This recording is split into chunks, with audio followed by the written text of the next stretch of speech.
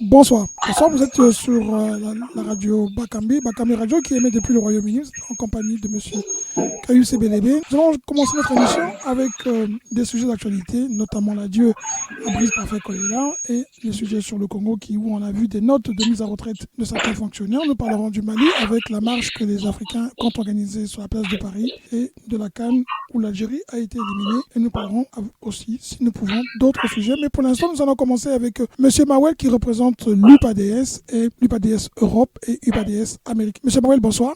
Bonsoir, monsieur Bélévé. Comment allez-vous, monsieur Mawel, aujourd'hui? Mais écoutez, je me porte bien, il fait très chaud à Pointe-Noire. C'est à Pointe-Noire, oui. Et la ville de Pointe-Noire qui a été privée d'un certain nombre de ses marchés parce que M. Denis Sassou Nguesso est en visite sur la place de Pointe-Noire. Donc du coup, il y a un certain nombre de marchés qui ont été fermés. Mais hormis ce désagrément-là, Pointe-Noire reste Poitou. D'accord, donc ça reste la ville côtière et notre capitale économique. Monsieur Gaïno, politologue, comment on dit, politologue et aussi conseiller municipal, adjoint maire de la ville dans la Somme où vous êtes. Monsieur Gaïno, comment allez-vous? Ça va très bien, merci. D'accord. Début du week-end, assez fatigué, beaucoup de boulot, beaucoup de choses à régler dans votre ville? Oui, beaucoup de boulot, beaucoup de choses, surtout avec la situation actuelle.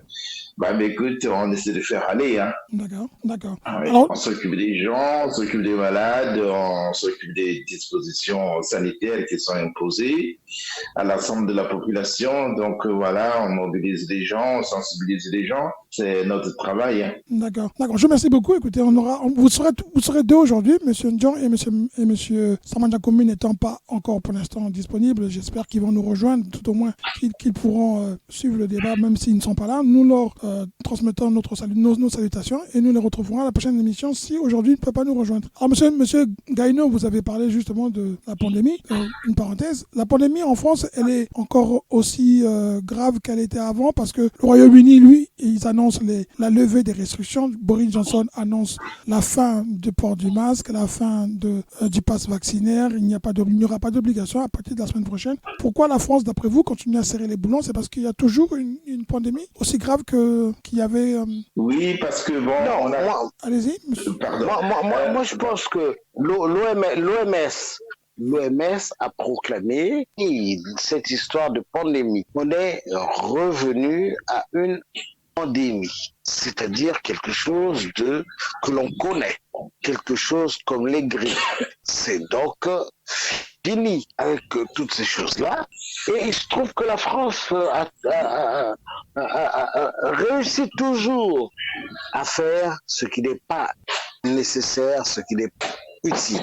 Pourquoi on continue à avoir des restrictions? Pourquoi on veut absolument imposer cette histoire de passe vaccinal? Je ne comprends absolument pas du tout. Parce que chez les autres, cela, on ne le fait plus. Oui. On ne le fait plus. Il n'y a que la France. Non, pas du tout, c'est pas correct. Parce que, vous savez, chaque pays essaie un peu de gérer la situation à sa manière selon les chiffres qu'on obtient. Et nous avions constaté ici en France que dans certaines zones, il y a une augmentation de taux d'infection. Donc, vous savez, il faut prendre toutes les dispositions nécessaires, puisqu'actuellement, il y a des variants qui s'attaquent même aux enfants les plus jeunes. Donc, c'est pour ça que la France va prendre des mesures qui semblent être très bonnes, c'est-à-dire que le vaccinal est conservé, mais il n'y aura plus de port obligatoire de masques dans les lieux publics. On va alléger toutes ces mesures-là, mais tout en étant très vigilant, parce qu'il faut savoir que pour combattre cette pandémie, il faut de la vigilance, il faut de la sensibilisation, il faut y mettre toute l'attention possible. Donc, vous voyez, c'est quand même, ça reste tout au moins une pandémie. Parce qu'il ne faut pas dire que ça a changé, non. Mais l'OMS dit que l'OMS a dit que c'est maintenant une endémie, ce n'est plus une pandémie. Non, mais pour l'instant, ça dit qu'en fait, bon, il y a l'espoir. Hein. Il y a l'espoir parce qu'aujourd'hui, il y a des remèdes qui sont en vue, qui pourront peut-être être mis en circulation. Monsieur Pelino, l'OMS ne parle pas d'espoir. L'OMS affirme que ce n'est plus une pandémie, mais une endémie. C'est une affirmation. Ce n'est pas un espoir. Donc, ce qui veut dire qu'aujourd'hui, les institutions françaises devraient ne plus tellement être aussi au cerf qu'elles ont été au début de la pandémie ou pendant la pandémie. Non, nous constatons que même pour l'instant, il prend l'exemple du Mali, là, même s'il y a une baisse, mais elle est tellement infime qu'on continue toujours à maintenir les règles sanitaires parce qu'on ne peut pas lâcher. Vous voyez, si on lâche tout de suite, il y aura l'abus et on va retomber dans le même cas. Je pense que pour bien maintenir, justement pour aller vers cette sortie-là, il faut que les règles sanitaires soient respectées jusqu'au bout, jusqu'à ce qu'on va sentir qu'il y a véritablement une baisse de contamination. Monsieur Gaïno, oui, en fait, on a constaté qu'avec l'arrivée du dernier variant le dernier célèbre qu'on appelle le quoi, Micron, l'Omicron. On s'est rendu compte, on s'est rendu compte qu'il était certes plus infectieux, mais il était moins virulent. C'est vrai, il est plus contaminant, il est moins virulent, mais par exemple, je prends... Il est moins virulent. Allez-y, M. Marouel. Oui, allez-y, votre... Oui, il est moins virulent lorsqu'on a été vacciné, chez les gens qui ont été vaccinés. Je prends l'exemple de notre ville. Nous avons constaté, la préfète nous a envoyé une note dans laquelle elle nous parle de prévalence qui a essayé de remonter. Donc en ce moment, lorsque ça remonte, vous êtes obligé d'augmenter la vigilance et de pousser la population au respect des règles sanitaires. Sinon, après, vous allez tomber encore beaucoup plus haut. Donc c'est pour ça que le gouvernement estime que d'ici, je crois, je ne sais plus la date que le Premier ministre a eu à dire, il y aura un allègement de ces mesures sanitaires, c'est-à-dire plus de port de masque obligatoire dans les lieux publics, mais tout simplement, on va permettre aussi aux gens maintenant de manger dans les restaurants, de manger dans les trains, de faire un certain nombre de choses. Mais il ne faut pas baisser les bras, justement. C'est ça ce qu'il faut craindre. Il faut toujours être vigilant parce qu'on a vu des pays qui avaient baissé leurs mesures et puis après, on a vu que le taux de violence est très vite monté. Donc, il faut être toujours vigilant en tenant compte de la situation actuelle, des variants qui circulent et du monde aussi qui circule. Et il faut voir si il n'y a pas encore de la contamination qui se poursuit. Nos parents, on a eu à fermer, maintenant on ferme toutes les écoles, mais lorsqu'il y a un gamin que l'on constate qui est infecté, il est mis en isolement chez lui et toute la famille est soumise à un contrôle. Il faut se faire contrôler, il faut aller, avant de reprendre même l'école. Donc voilà comment on essaie un peu de faire en sorte que, voir comment protéger cette population et baisser justement le taux de prévalence. D'accord. Donc en gros, ce que vous dites vous, M. Gaïno, c'est que la France est dans un, malgré toutes les mesures qui ont été prises, la France se trouve toujours dans une zone rouge par rapport aux autres pays du monde dont l'OMS dit aujourd'hui il faut sortir de la crise, en fait, c'est ce que dit l'OMS en gros. Donc la France, elle dit, je vais pas vraiment dans une zone rouge, mais la France maintient quand même certaines dispositions pour éviter justement de rechuter dans les cas précédents. Ouais. D'accord. Alors, M. Marouel, vous qui êtes à Pointe-Noire, comment ça se passe à Pointe-Noire, au Congo? Comment ça se passe? Il ne se passe rien. En tout cas, personne n'est informé. Et si personne n'est informé, c'est qu'il ne se passe rien. Donc ça veut dire que les choses s'améliorent. Autour de moi, je ne connais pas de cas Covid. Bon, ça s'améliore. Autour de moi. Une bonne nouvelle. Je ne sais même pas s'il s'agit d'amélioration ou s'il s'agit d'un statu quo. Il ne se passe rien et depuis longtemps, il ne se passe rien à Pointe-Noire. De toute façon, dans le cas du Congo, à ma connaissance, je comprends. Mais non, mais je me promène dans tout Pointe-Noire et dans tous les milieux et à tous les étages de la société. Je comprends, M. Gaïdo est un élu français et donc forcément, il nous redit ce que dit le gouvernement français. Mais la réalité, elle est autre. La réalité, elle est autre. La réalité, elle est que, comme dit l'OMS, ce n'est plus une pandémie, mais une simple épidémie, et que, à partir de maintenant,